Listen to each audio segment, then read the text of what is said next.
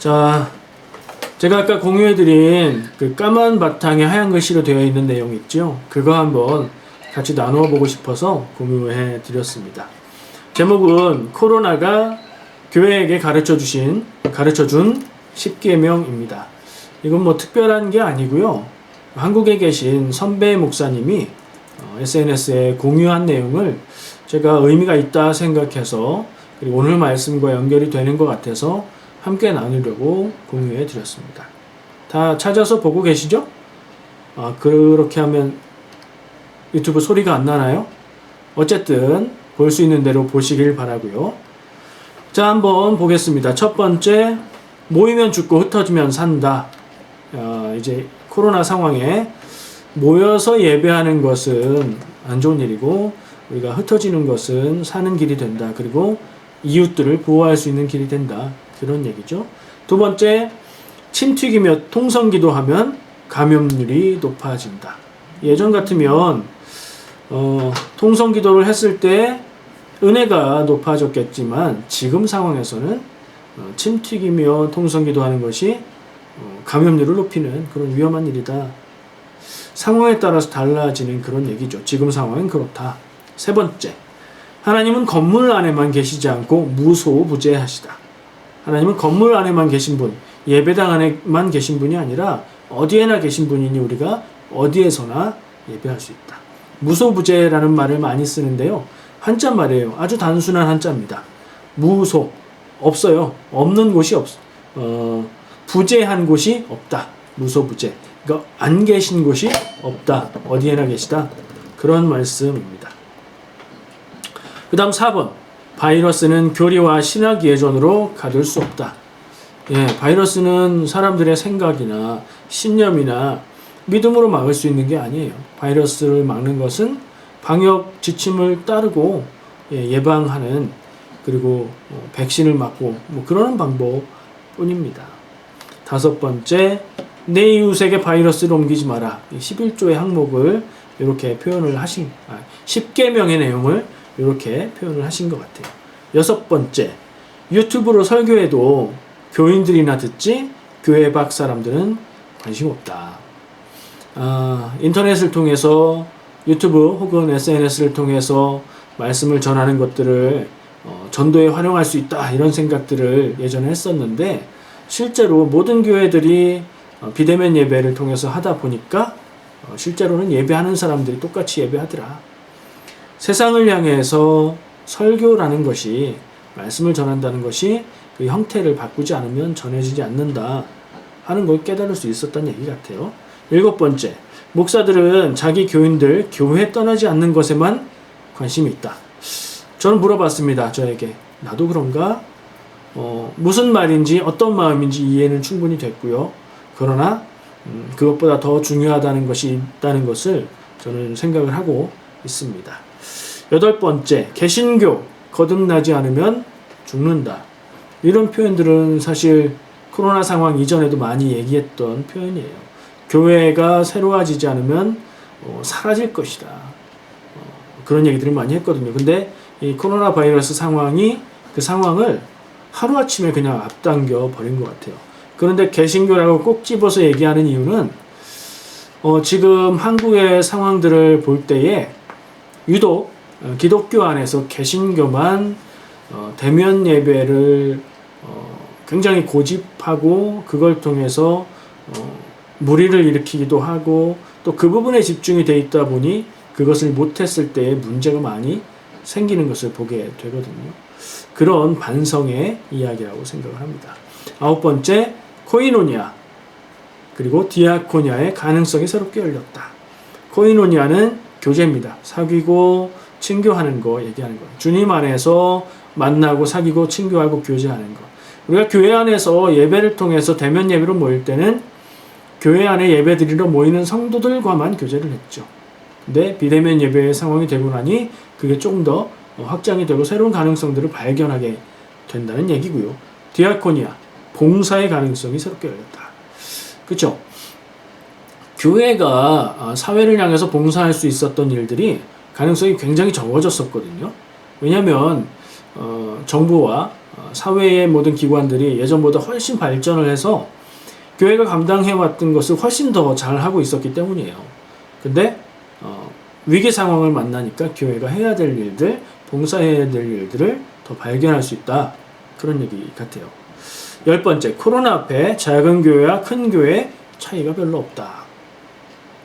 오히려 작은 교회들의 그 타격과 충격이 덜한 그런 상황도 있을 수 있다 하는 생각이 듭니다. 정말로 이전에는 상상하지도 못했던 전염병에 의해서 전 세계가 이렇게 영향을 받게 되는 일들을 만나고 정말 어쩔 수 없이 비대면 예배로 목사들이 다 유튜버가 되는 그런 상황을 만나고 하지 않으면 예배할 수 없고 그렇게 되었는데 변화하는 시대의 변화를 가속한 것 같고요. 교회가 신앙의 본질 그것을 꼭 지켜야 되되 그 외의 것들은 유연할 필요가 있다. 우리가 이거 본질이다라고 생각했던 것을 다시 한번 생각할 필요가 있다. 그런 생각이 들었습니다. 이 내용들을 한번 동의가 되시든 그렇지 않든 마음에 담아두시고 말씀이 같이 나눌 수 있으면 좋겠습니다. 자, 오늘 나눌 말씀의 제목을 저는 믿음은 성장해야 한다 이렇게 정했어요. 믿음은 성장해야 한다. 당연한 말처럼 들리죠. 한번 스스로 물어볼까요? 나의 믿음이 성장하고 있는가? 이 성장은요, 시간이 지남에 따라서 변화가 있고 그 변화가 긍정적이냐? 그 문제입니다. 스스로 질문해 보시죠. 나의 믿음에, 나의 신앙에 변화가 있고 그 변화가 긍정적인가? 반대는 안 돼요. 변화는 있는데 안 좋은 쪽으로 변했다. 이러면 안 됩니다. 믿음은 성장해야 된다를 생각을 했고요. 창세기의 12장의 아브라함의 얘기를 보면서 그 부분을 묵상을 하게 됐습니다. 우리가 읽은 본문 말씀은 아브라함이 가나안 땅에 정착해 살았다가 기근 때문에 이집트로 이주하게 되죠. 근데 이집트에 가서는 거기가 타지니까 자기 목숨의 보전을 위해서 아내 사레에게 아내라고 남편이라고 하지 말고 오빠라고 불러 뭐 이런 얘기죠. 근데 저는 그걸 좀 그렇게 긍정적인 모습은 아니다 이렇게 판단을 합니다. 그러면 어떻게 생각할 수 있죠? 아브라함의 모습이 지금은 믿음이 연약하구나 하는 생각을 할 수 있어요. 근데 아브라함의 믿음이 완성을 이루었던 때가 언제일까요? 22장에 가면 아들 이삭을 하나님이 제물로 바쳐라 라고 명령하시는데 거기에 순종할 수 있게 되죠. 그때 가서 아브라함의 믿음은 완성되는 거예요. 그러니까 이 12장의 아브라함의 믿음과 22장의 아브라함의 믿음 차이에는 큰 차이가 있죠. 그리고 그 차이는 변화와 성장을 통해서 그가 믿음의 완성을 이루어감을 볼 수 있는 거예요. 그런 의미에서 첫 번째 나누고 싶은 이야기는 종교가 성장해야 된다는 얘기입니다. 우리는 이것을 종교는 일반적인 용어지만 교회라고 바꾸어서 듣고 생각하면 좋을 것 같아요. 교회가 성장해야 된다. 어떤 생각이 드십니까? 교회와 성장을 연결하면 부흥이 곧바로 떠오르고요. 그 부흥은 양적인 수적인 성장으로 연결됩니다. 근데 저는 그 부분을 강조하는 것이 아닙니다. 이야기를 나눠볼게요. 고대라고 얘기하면 아주 옛날이죠. 아주 옛날에는 종교가 문명과 사회를 만들고 이끄는 힘이었어요. 인간이야말로 다른 동물과 차별되는 그 점이 무엇인가 라고 얘기할 때 종교가 있다는 점이에요. 눈에 보이는 물질 세계뿐 아니라 추상적인 그리고 그 차원을 넘어서는 질서를 생각하고 보는 존재라는 거죠. 그래서 고대에는 이 종교가 사람들을 묶어주는 그런 힘의 원천이었어요. 그래서 그 시대에는 어땠어요? 종교와 정치가, 종교와 권력이 한 사람에게 집중되어 있었죠. 그걸 뭐라고 불러요? 재정일치 사회라고 하죠. 성경에 나타나는 모습을 보면 모세 때 그랬죠. 물론 하나님이 상정되어 있지만 하나님에 대해서 나타나고 있지만 눈에 보이는 리더십은 모세에게 있었고 그의 권력이 있었고 그에게 믿음의 일들을 감당하는 그런 역할이 주어졌지요.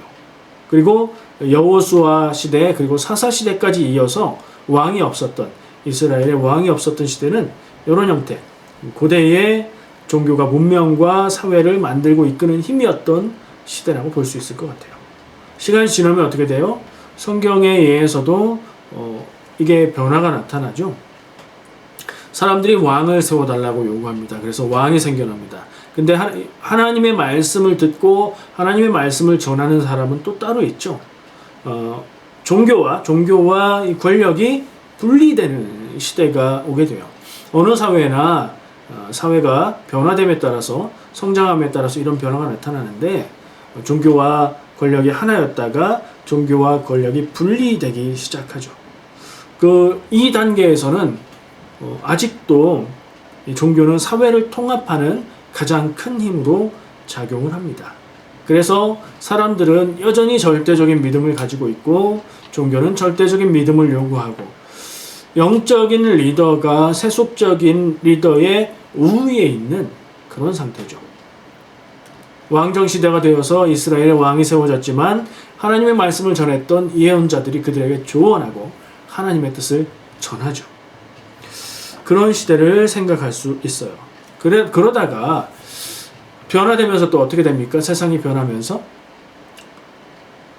세상이 성장합니다. 세상이 자기들의 힘과 기술과 지식과 철학의 진보 등으로 인해서 세상이 성장을 해요. 권력의 쪽에 있었던 성장이 일어난다는 거죠. 근데 종교는 어때요? 종교는 거의 변화가 없습니다. 종교는 그 자체적으로 보수적인 성향이 있어서 잘 변하지 않아요. 종교는 지금 제가 얘기하고 있는 관점에서 보면 성장하지 않고 예전 모습 그대로 가지고 있어요. 근데 세상은 성장합니다. 예전에는 종교가 세상을 걸음마를 시키고 키워주고 자라게 해주었다면, 그리고 분리돼서 종교가 이 세상이 자생하기 시작했다면 계속 자라서 이제는 세상이 종교를 앞지르고 추월하는 현상이 나타납니다. 연세 드신 분들은 기억하실 겁니다. 우리가 어렸을 때만 해도, 제가 어렸을 때는 교회에 가면 재밌는 문화가 있었고 교회에 가면 세상에 없는 청소년들이나 청년들이 즐길 수 있는 그런 문화, 그리고 세상이 접하지 못한 새로운 문화들을 접할 수 있는 곳이 교회였고요. 더 세대를 거슬러 올라가면 거의 모든 문화와 그런 것들을 교회를 통해서 우리가 전달받았던 걸 기억합니다. 근데 지금은 어때요?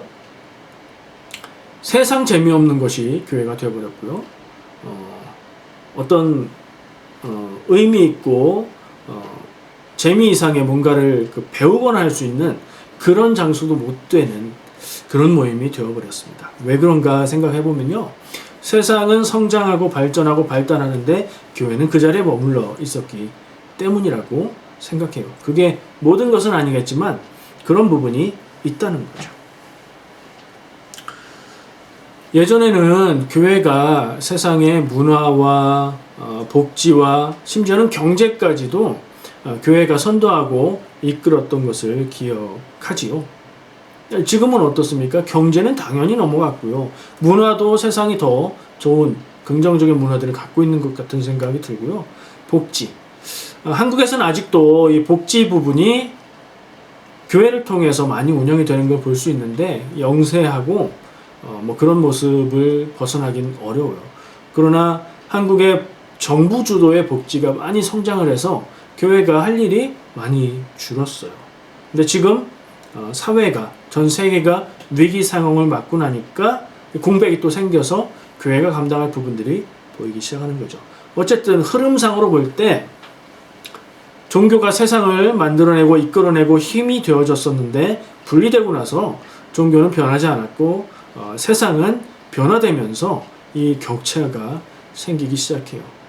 제가 일반적으로 말해서 계속 종교라고 말씀드리고 있지만 우리는 교회를 생각하면서 이 부분을 깊이 고민해 봐야 됩니다.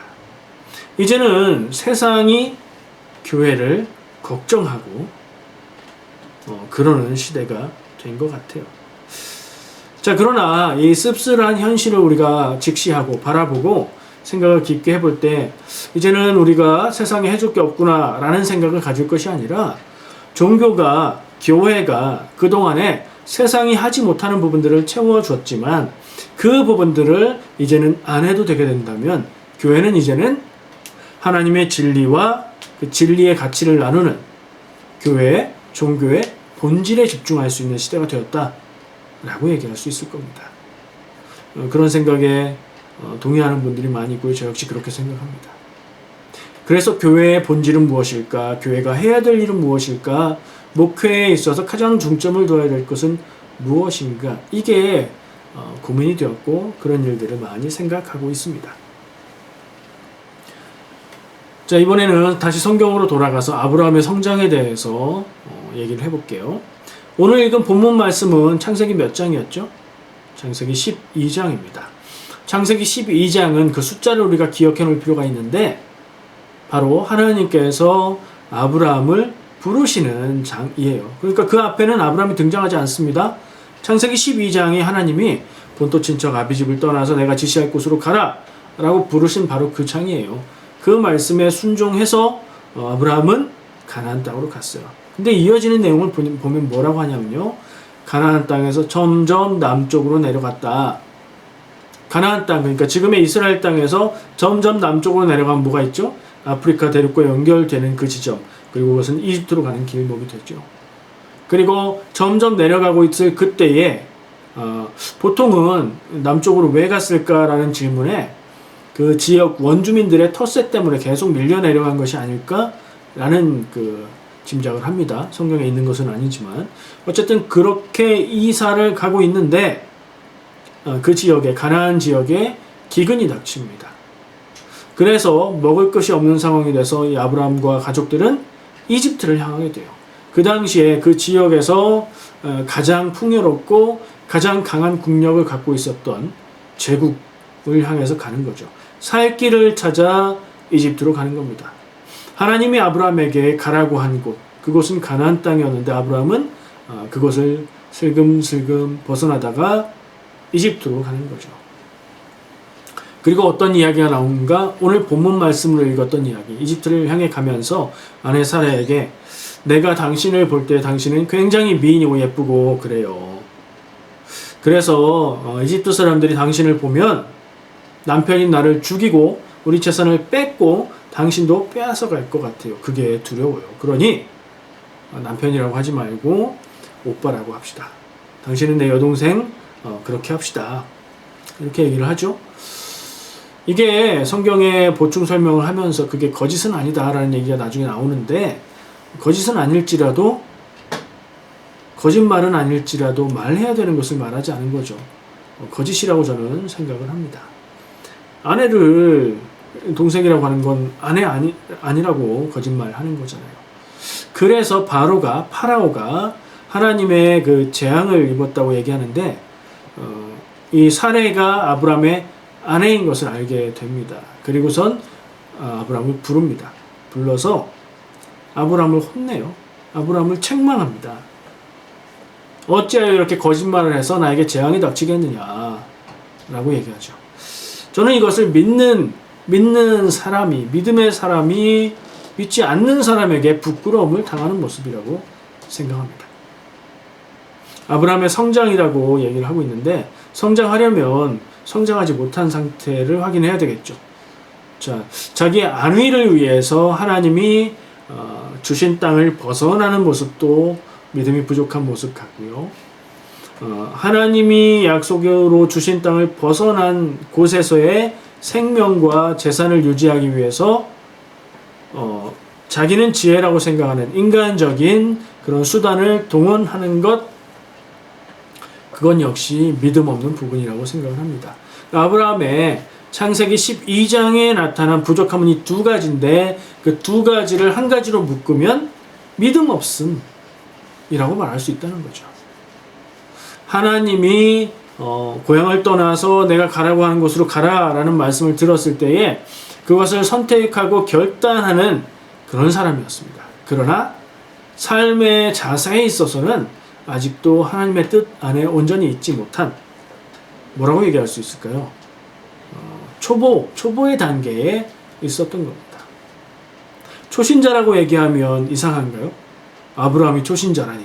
아니요, 아브라함이 처음부터 믿음이 훌륭하고 출중하고 성장하고 성숙한 믿음이 아니었으니까 지금 12장은 초신자라고 볼 수 있어요. 그렇게 생각하고 보면 아브라함의 부족하고 연약한 모습들이 잘 이해가 되고요. 그 생각을 가지고 보면 아브라함의 행적들을 생각해 볼 때, 이 사람이 믿음이 성장해가고 삶의 기준들이 서가고 믿음이 든든하게 세워져 가고 있구나. 어디까지요? 창세기 22장에 아들 이삭을 하나님께 제물로 바쳐라 라는 명령에 순종할 정도까지 그의 믿음이 자라가고 있다는 것을 보게 됩니다. 자, 그 부분을 제가 생각하면서 믿음은 성장해야 된다라는 얘기를 하는 거고요. 그런 생각을 하면서 개인의 믿음뿐 아니라 교회도 성장해 가야 된다. 교회도 변화돼 가야 된다라는 생각을 갖고 있는 겁니다. 교회도 성장해야 된다. 이 얘기를 한번 해볼게요. 코로나 상황뿐이 아니에요. 요즘에 뉴스를 통해서 접하는, 그리고 사회의 변화를, 그리고 종교의 추이를, 교회에 다니는 성도 수의 변화들을 보면서 고민을 한 지가 오래됐습니다.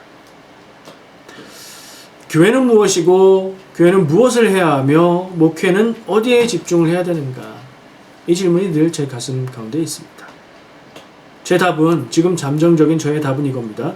교회는 하나님의 진리를 지키고 복음을 전해야 한다. 교회는 하나님의 진리를 지키고 복음을 전해야 된다. 성도는요? 성도도 똑같죠. 성도는 하나님의 진리를 지키고 복음을 전해야 된다. 이 본질에 집중하려면 어떻게 돼요? 하나님의 진리를 우리가 알고 깨닫고 행하면서 살아야 돼요. 질문해 봐야죠. 내가 스스로 물어볼 때에 내 삶이 하나님의 진리를 알고 깨닫고 행하면서 살고 있을까? 질문해보고 부족하다 그러면 성장해 가야 되는 거죠. 그게 믿음의 성장이에요. 교회도 그렇게 가야 된다는 거죠. 기관, 그리고 전 세계적인 한 몸 된 교회를 생각할 때 교회도 더 자라가야 된다.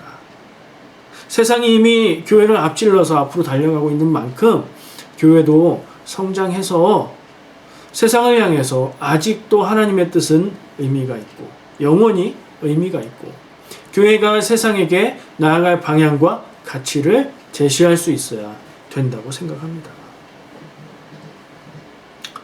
하나님의 진리를 지키며 복음을 전하는 것이야말로 가장 기본적이고 변하지 않는 진리이며 교회의 본질이라고 생각합니다. 이건 변할 수 없죠. 이걸 놓치면 더 이상 교회가 아닌 거죠. 그런데요, 그게 본질이라면 그 본질 외의 것들, 부차적이고 중요하지만 중요성이 좀 덜해지고 이 본질을 지키기 위해선 바꿔야 되는 부분이 있다면 어떻게 해야 될까요? 바꿔야 되겠죠. 이 바꿀 필요성은 왜 생길까요? 세상이 변화하기 때문입니다. 사람들의 삶의 형태가 바뀌기 때문입니다. 예전처럼 똑같이 했을 때에 사람들에게 복음이 전해지지 않으니까 어떻게 해야 될지 고민하고 새로운 방법들을 만들어 가야 되는 겁니다.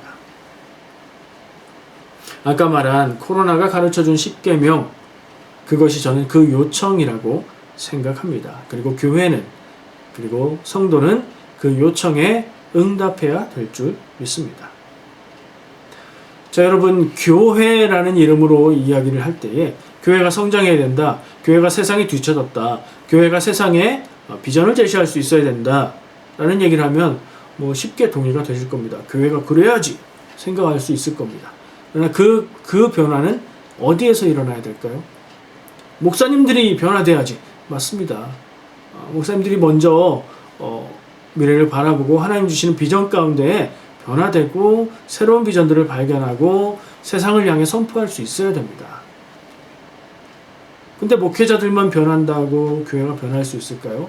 교회를 이루는 중심은 성도입니다. 목회자 역시 개신교에서는 성도에 들어가는 사람이라고 볼 수 있습니다. 역할이 다른 것뿐이죠. 성도가 변해야 교회가 변하는 겁니다. 우리 교회를 생각해 보세요. 우리 교회가 어떻다, 우리 교회가 어떻다 이야기할 수 있죠. 근데 그건 누구 얘기예요? 우리 교회에 있는 사람들의 이야기입니다. 우리 교회가 부족한 부분이 있으면 우리 교회의 사람들, 성도들이 변화되면 우리 교회가 변화되는 거예요. 교회의 변화는 어떻게 오는가? 교회를 이루고 있는 성도들이 변하는 것이 교회의 변화죠. 그렇죠? 그러면 나는 어떻게 해야 되는가? 내가 성장해야 되는 거죠. 여러분 성장하고 계십니까? 1년 전, 5년 전, 10년 전 교회를 처음 다니기 시작했을 때를 기억하고 비교해 보십시오. 나의 믿음이 성장하고 자라는 부분이 있는가 물어볼 필요가 있지요. 이건 교회의 문화에 익숙해지는 것과는 다른 이야기입니다. 하나님의 말씀을 더 깊이 깨닫고 있는가? 깨달아진 하나님의 말씀을 진짜 삶으로 그 전보다 더 살아가고 있는가를 물어봐야 되는 겁니다. 어떠십니까? 저도 똑같은 입장입니다. 저도 그것을 늘 물으면서 살아가고 있습니다.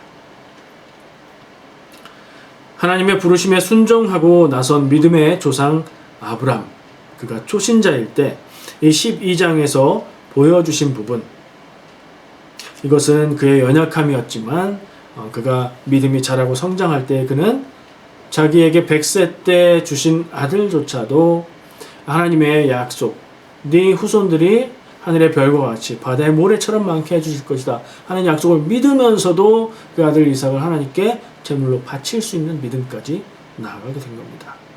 이걸 기억해야 됩니다. 그냥 아들을 죽이는 믿음이라고 생각하시면 안 됩니다. 하나님의 약속을 여전히 믿으면서도 그 약속의 근원이 되는 이삭을 하나님께 드릴 수 있는 믿음이었던 겁니다. 모순을, 이해할 수 없는 부분을, 받아들일 수 없는 부분을 믿음으로 받아들이는 그 믿음의 수준이었던 거죠. 믿음의 길에 정해진 답이 있는 것은 아니라고 생각합니다. 각자의 상황에 따라서 사람마다 또 다른 점들에 따라서 믿음의 길은 다르게 나타날 수도 있습니다. 하지만 우리는 아브라함의 모습을 보면서 그리고 그의 모습 속에서 내 모습을 비추어 볼 수 있습니다. 그리고 내 믿음이 어디만큼 와 있을까 한번 물어볼 필요가 있죠. 그런 의미에서 이 아브라함의 성장의 성장기를 우리가 그런 관점으로 쭉 살펴보는 것도 굉장히 중요한 것 같고요. 성경에 나오는 특히 족장들, 아브라함, 이삭, 야곱, 요셉까지 이어지는 그 인물들의 믿음과 삶의 변화를 우리가 그런 관점에서 보는 것도 대단히 중요하다고 생각합니다. 믿음의 성장을 얘기했습니다. 이건 자칫 오해하면 교회의 성장이라고 바꾸어서 받아들일 수 있고요. 교회의 성장까지도 괜찮은데 교회의 성장을 당연하게 교회의 규모의 성장, 헌금의 성장, 교회에 다니는 신자들의 숫자의 성장으로 받아들일 수 있습니다. 근데 절대 그것을 말하는 것이 아닙니다. 그렇다고 해서 우리 교회는 작아져야 돼, 우리 교회는 조그마져야 돼, 그런 생각을 가진 것도 아닙니다. 그것은 하나님이 허락하시면 이루어질 수도 그렇지 않을 수도 있는 건데, 우리가 바라보고 집중해야 되는 것은 우리 교회의 나의 한 명 한 명의 믿음의 수준, 믿음의 자람이 있는지 없는지, 지금 상태도 중요하지만 이 내 믿음의 상태가 점점 내려가고 있는지 점점 올라가고 있는지, 그것을 우리가 눈여겨봐야 될 필요가 있습니다. 교회가 성장해서 나를 구원하는 게 아닙니다. 착각하는 분들이 있어요. 대단히 유명한 교회에 다니면 내가 믿음 좋은 것으로, 굉장히 훌륭한 목사님이 목회하시는 교회에 다니면 내가 믿음이 좋은 것으로 착각하는 경우가 있습니다. 절대 그렇지 않습니다. 대단히 훌륭한 교회가 따로 있는 게 아닙니다. 교회 다니는 성도 한 명 한 명이 내가 믿음이 성장하고 자라가고 믿음의 결단을 통해서 하나님의 뜻대로 살아가는 그런 성도들이 있는 교회가 대단하고 훌륭하고 성장한 교회인 거죠. 교회가 나를 이끌어주는 것이 아니라 내가 교회를 이끌어가는 겁니다. 내가 변화되면 교회가 변화되는 거예요. 종교의 변화를 이야기하고 교회의 변화를 이야기하면 필연적으로 그 교회를 이루고 있는 성도인 내가 변화되어져 가야 된다, 이렇게 이어져야 말이 되는 겁니다. 오히려 목사님도 그냥 그렇고 교회도 그냥 그렇지만 내가 믿음이 자라고 성숙해가고 성장해 가면 그 교회가 가장 좋은 교회가 되는 줄 믿습니다. 저는 우리 교회가 그런 교회가 되기를 늘 기도하고 있습니다. 물론 사람이, 여러분이 대단해서 그런 일이 이루어지는 건 아닙니다. 믿음의 본질이 어디에 있습니까? 하나님의 인도하심, 하나님의 능력에 더 순수하게 가까이 가는 것이 믿음의 본질이지요. 능력은 어디 있나요? 능력은 하나님에게 있습니다. 큰 교회에 있는 것이 아니라 하나님에게 있는 것이고, 하나님과 더 긴밀하게 연결되고 하나님의 뜻을 따라서 결단하는 성도들이 있는 교회가 가장 큰 교회, 가장 아름다운 교회인 줄 믿습니다. 자, 우리 교회를 생각하지 않을 수 없죠. 저는 지금 함께하고 있는 분들, 지금 이 온라인 예배에 참여하고 계신 여러분들, 하나님이 특별히 사랑하시는 분들이겠다. 네, 그런 마음이고요. 또 하나님을 특별히 사랑하시는 분들이라고 생각합니다. 그럴 수밖에 없어요. 우리 교회를 생각해보죠. 우리 교회를 생각하면 가슴 아픈 일들이 생각이 나실 거예요.